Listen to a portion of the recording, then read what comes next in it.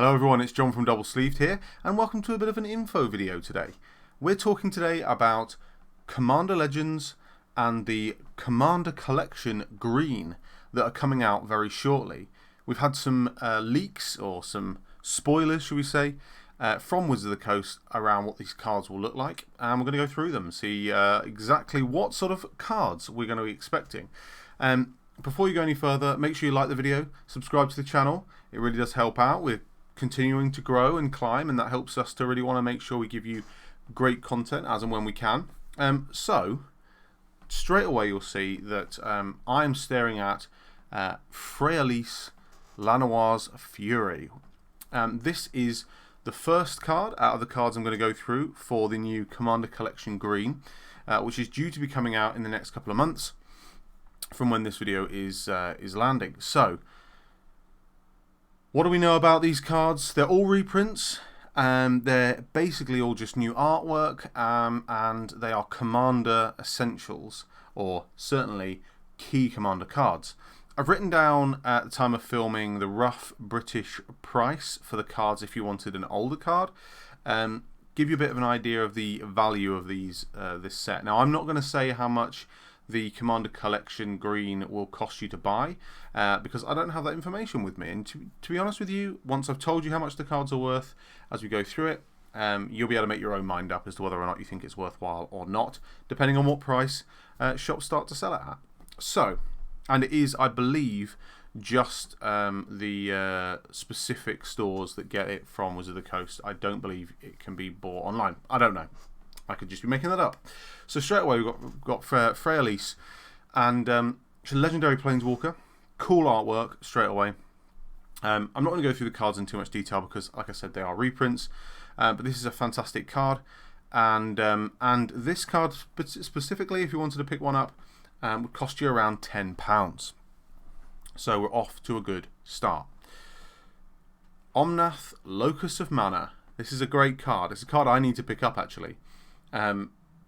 Great for green with ramp. The amount of green mana you get, you don't want to waste it. This guy makes the most of it, especially in counters and other elementals. I've got a lovely elemental deck. Love me an elemental, so this card slots right in there. Between 15 and 20 quid for Omnath, Locus of Mana at the moment, so well in need of a reprint. Bane of Progress, which is another fun little card, another elemental, and ends up destroying all artifacts, enchantments, and getting bigger. Again, good for counters, and another elemental we like in our elemental decks. This one's a £7 card. We've got Seedborn Muse. That was one of the artworks. You'll see some of these, the artwork that was sort of posted out, I think in January last year, where everyone was like, oh, what could that be? Love that. Think it's great. A really good reprint. Again, 8 quid to pick up a Seedborn Muse, and that's been printed a number of times. So fab to see it printed again and again. It is a really useful green one. Then you've got Sylvan Library. Now, Sylvan Library, as an enchantment that basically helps you draw more or filter your cards better, potentially draw more and lose a bit of life. Absolutely amazing card, and actually the most expensive card to be reprinted. You have to spend about £46 to pick this card up. So that is really putting a lot of cash in the value of this set, this little box you get. Then you've got Worldly Tutor, which is the decor around me right now. Love this artwork. Think it's great. Another spoil artwork in January. And that's 20 quid. If you want to pick up this card, £20, tutoring for a creature card for 1 green. Pretty good in green, to be honest with you. And then we've got 2 fab Commander staples with fab artwork. You've got Soul Ring. I think the artwork looks great, especially, like I said, from a green theme. And then your Command Tower. Maybe not quite so green, but still really cool. And absolutely love it. So those are that's your set. And if you were to buy all of these cards right now in generic, not going to name shops, but I'm sure you guys could pick them up for varying prices, but you're looking at about £120 to pick up all of these cards. So hey, if this set is worth anything under £100, it's going to be amazing. Even around the 110, 120 quid could still be worthwhile. We know that the prices tend to go down initially when cards get reprinted, but that doesn't always stay the same. So I think it's well worth picking up. I'll be honest with you, if you don't have these cards, I don't have many of these cards at all. Obviously, your Command Tower and your Sol Ring doesn't add a lot to the value, but they are cool artwork, and you always need more of them. Then I think it's well worth it. If you've already got a couple of these cards, you don't fancy getting a second one, I'm sure they'll still hold decent value to resell, but definitely think this is a great set, and it's good to see they're continuing these themes of getting the Commander staples out there. They also announced a few cards from the new Commander Legends set. Just to go through Commander Legends very briefly, it was touted as a Commander drafting set, and without going into the rules of it, basically you get 20 cards in a pack. And at least 2 of them are legendary creatures. So it'll be 2 legendary creatures and a potential third one, which we'll see in a minute. And yeah, you basically draft your commanders and you draft your cards for it, and you create a 60 card deck. The extra rules that they talked about were basically that you pick 2 cards for every pick. So I think Double Masters at the moment, you get 2 picks for your first pick, and then the others are 1. Well, this, every pick will be 2 cards. And the other thing is that you can have multiples. So obviously in Commander it's a singleton format, pretty self-explanatory, but because it's draft, have as many as you want. So you want to pick up a load of cards that are all the same, go for it, which I think is really interesting, and I'd be keen to see how that plays out in real terms. Apparently it's play tested really well, is what they were saying, and they are gonna say that, obviously. But you still need to make sure you've got a commander, and you still need to make sure you're in line with all the colours as you would do if you were making a commander deck. So what cards are we going to see? So they started off with Sengir the Dark Baron. This, obviously we've seen Sengir before, but what's great about this is that not only has it got alternate artwork as well, which I think is really cool, which we'll see at the end, but it is a mono-coloured partner. Now there's lots and lots of mono-coloured partners out there that they have said basically they're trying to throw mono-coloured partners so that you can not only draft easier, pick up 2 different mono-coloured commanders, whack them together, and then you've got yourself a 2-colour commander deck, but just generally for the whole of Commander ever and going forward, it's great to see that you can add a colour in if you want to one of your 2-colour partner commanders already. It is a not partner with, it's obviously partner, so that's good, so it's more flexible. But this card, it's 6 mana for a 4/4 Vampire Noble. It's flying, which is great. Whenever another creature dies, put 2 1/1 counters on Sengir the Dark Baron. So 2 1/1 counters is really key. I think the original printing of Sengir had +2/+2 counters, so it's kind of like throwing back a little bit to that. And then whenever another player loses the game, you gain life equal to that player's life total as the turn began. So let's just say you've got a real good way of absolutely wrecking someone. You take them down by 40 life in a turn. Then you will, or someone else does, then you will gain that 40 life that they had, which I think is an interesting one. And depending on what kind of Commander games you play, it could be really powerful, especially if you're in a game where you think, oh, is it worth taking them out? Because normally when you expend all your resources to take somebody out, you leave yourself vulnerable. This potentially just gives you that buffer to say, you know what, I've got enough life to potentially carry me through to my next turn. Clearly the main reason that this will be played is for its sort of aristocrat style creatures dying, adding counters. I think there are loads of decks out there, without going into every single one. There are thousands of decks on EDH Rec where you see Mono Black and Golgari and plenty of other combinations where you would expect to see counters, but also clearly aristocrat style killing creatures, buffing. With flying, this suddenly becomes a big threat fairly quickly. And it's just whenever another creature dies. It's not another creature you control. You don't have to sacrifice it. So suddenly, your token decks become really, really interesting. I think it's a great card. I think it will see quite a bit of play. Whether it will see players a commander in every game, who knows? But I think it's a good card, and it's nice to see that mono-coloured commander. This is the card I was referring to earlier.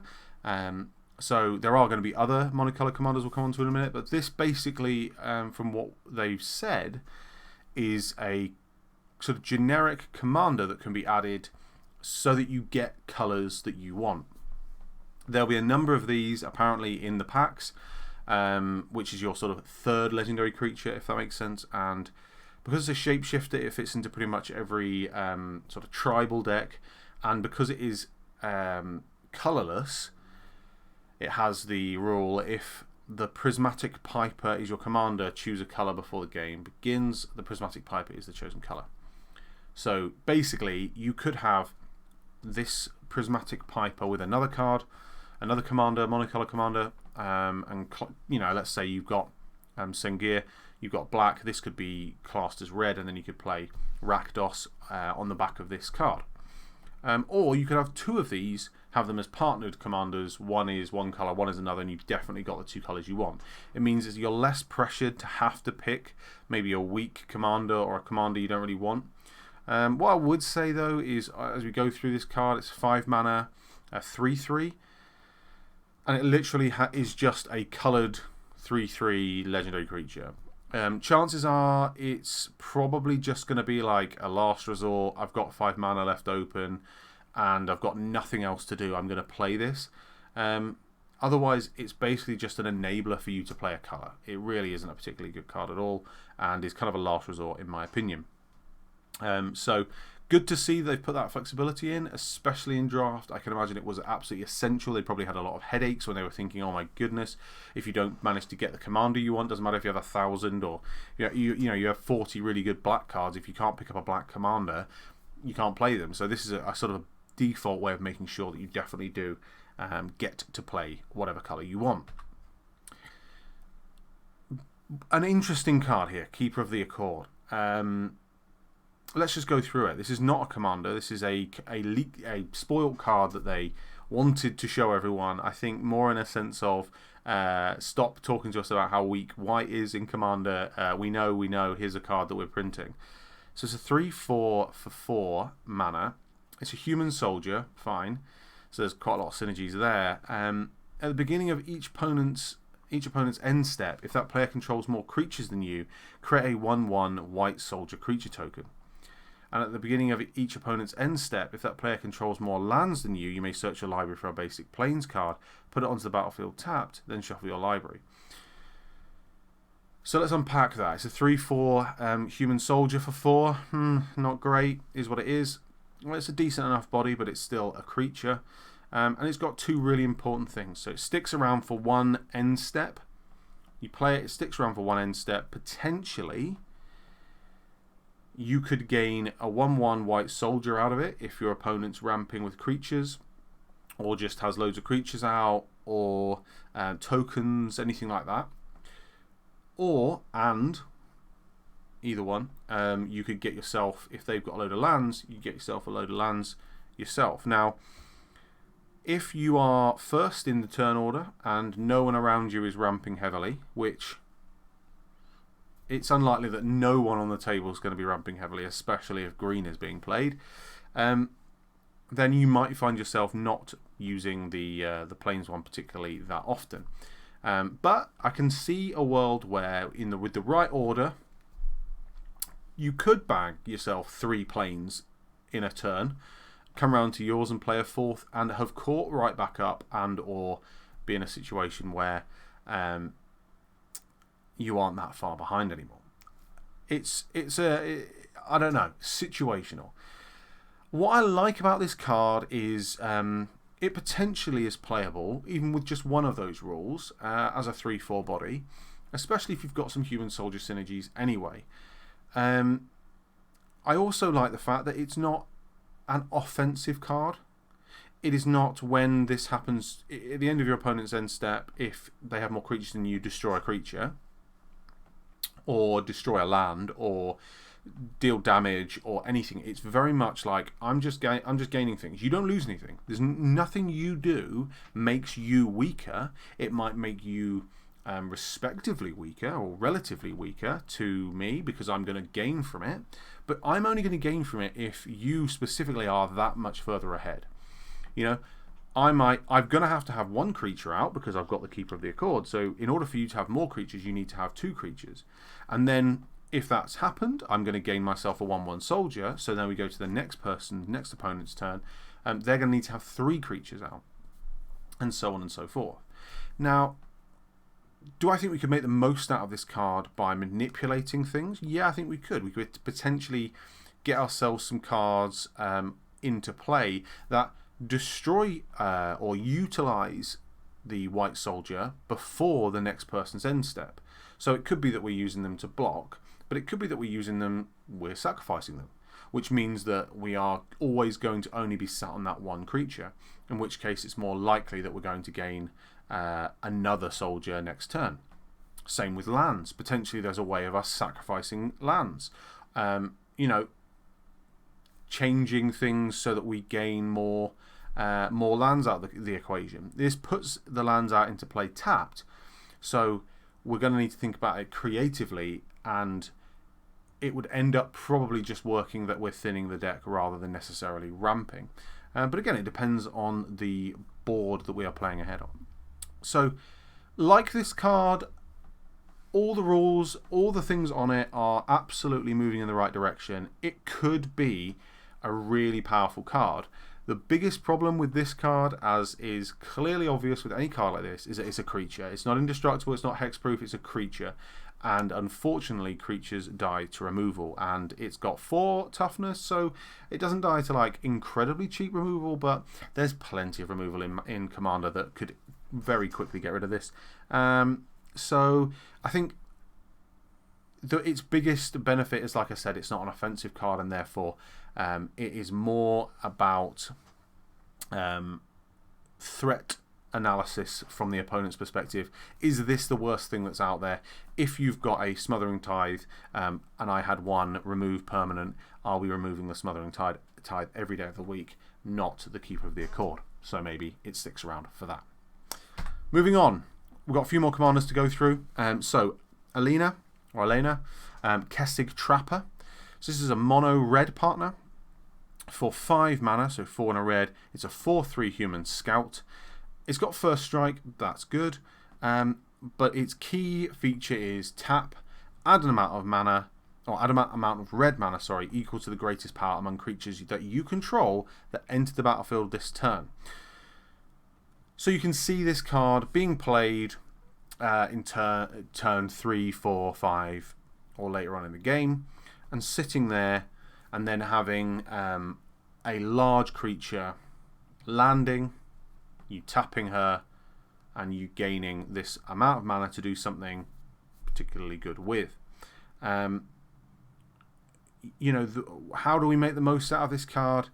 I think we need to think about 2 things. One is, what sort of creatures are we using? So these really efficient power creatures, low mana cost, high power, doesn't matter what the other effects are in essence. And they don't necessarily need to be red creatures. We'll come on to the partner that works well with this one in a second. But not only do you need to have your big power creatures, you also need a way of utilising the red mana you've just made. So some way of buffing your creatures. You could do this at instant speed. So potentially at the start of combat, you use this red mana to max out on one of your creatures. Or you could use that mana to direct damage, an X spell of some description. So it's got its uses. I think it's a cool, neat little effect, and I don't think it's a bad one for red, but it definitely needs a good partner to go with it. For instance, Halana Kessig Ranger, which is a 3 and a green for a 3/4 human archer. So with reach, whenever another creature enters the battlefield under your control, you may pay 2. When you do, that creature deals damage equal to its power to target creature. Another high power creature, heavy, focused commander. Those 2 would partner really well, allowing you to play high power creature, paying 2 mana, destroying an opponent's creature, or at least doing some damage, and then you're going to be tapping for a load of mana. We know that in Gruul there are loads of creatures, green especially, just loads of high power creatures for decently low cost, and you could be potentially dealing 10, 11, 12 damage and you could potentially then be tapping for 10, 11, 12 red, which, you know, that combination with the right cards in hand, pretty key. You might even want to have a look at like flash cards, so you sort of flash creatures that come in, and you can do that as and when you want to, rather than having to do it all on your turn and sort of leaving all your moves choreographed. But I like it. I think it's a decent combination. I think red green could work well, where you can get that sort of synergy between those two commander powers. Yeah, I think those two are pretty beneficial. We've also seen a reprint of Commander Sphere, which is fab. We like that. Another reprint of Command Tower. Like I said, it's going to be in everything. Why wouldn't it be? And then we also got the other 5 Bond lands. So from Battle Bond, we saw these lands, which are depending on what you want to describe them as. Basically, as long as you've got a normal 4 commander or 3 commander players in one battle in one game, then you are basically playing this as a dual land. Pretty much, unless you draw this at the end of the game when there's only one other person still alive, this is just coming and tapping for green and blue, or red and white, or blue and red, or black and green, or white and black. So really good to see those. The current cards are somewhere between 10 and 20 quid, depending on which colours you want, and there are some great combinations here. Obviously, the remaining 5 combinations, definitely Commander staples. If you can pick these up, then you're laughing. We love our lands, as we love Mana Confluence, which is another fantastic card. Yeah, you're paying 1 life to have any mana you want, but you're having any mana you want. So if you've got a big multicoloured commander and this is out early, yeah, you'll pay a few life, but you'll get whatever mana you need, which is really cool. And here, just to finish off, is the alternate art for Sengir. Think that this set will be fantastic. Should be coming out in the next couple of months. We'll get more and more details. As more spoilers come out, you will see more of these videos where we're going to go through it. Let me know what you think of this video. It's a sort of punchy, I say punchy, it's 23 minutes or something, a somewhat punchy video talking through some of the new cards. We are so hyped for Commander, playing a lot of Commander at the moment online, and think it's absolutely fab. Excited to get hold of some of these cards. Tell us what you think. Have a fantastic day, and we'll see you in the next one.